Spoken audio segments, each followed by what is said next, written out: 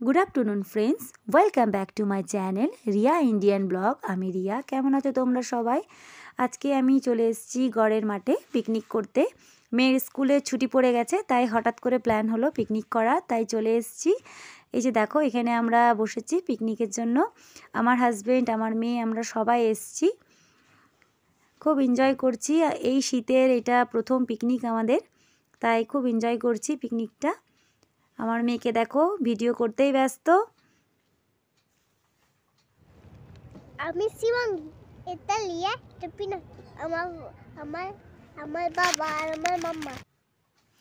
এই যে দেখো বন্ধুরা, আমরা এখানে এবার খেতে বসে গেছি। হঠাৎ করে প্ল্যান হয়েছে, তাই বেশি কিছু আনতে পারিনি। চিকেন বিরিয়ানি এনেছি, আর চিকেন বিরিয়ানি থাকলে তো আর কিছু লাগে না, দরকার পড়ে না। তারপরে আমরা একটু ফ্রুটস খেলাম। মেয়ে খাবার তো সবই দেখাচ্ছে, বাট খেয়েছে একটা কেক আর কিচ্ছু না। খাওয়া তো আমাদের কমপ্লিট হয়ে গেছে। চলো তোমাদের চারিদিকের ভিউটা একটু দেখাই। এই যে দেখো, এটা বিদ্যাসাগর সেতুটা দেখা যাচ্ছে। পাশেই ভিক্টোরিয়া, কিন্তু ভিক্টোরিয়াটা ঠিকভাবে দেখা যাচ্ছে না গাছের জন্য।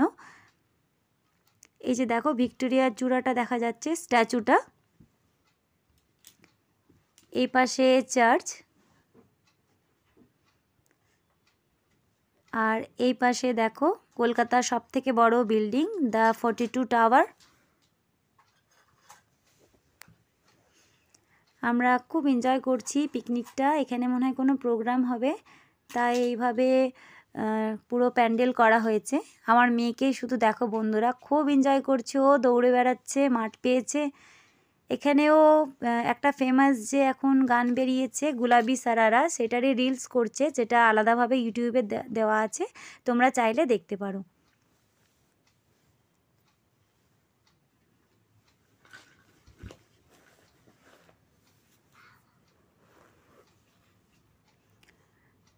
পিকনিকটা আমরা খুবই এনজয় করলাম বন্ধুরা। আমাদের এই পিকনিক কেমন লাগলো তোমাদের অবশ্যই জানাবে।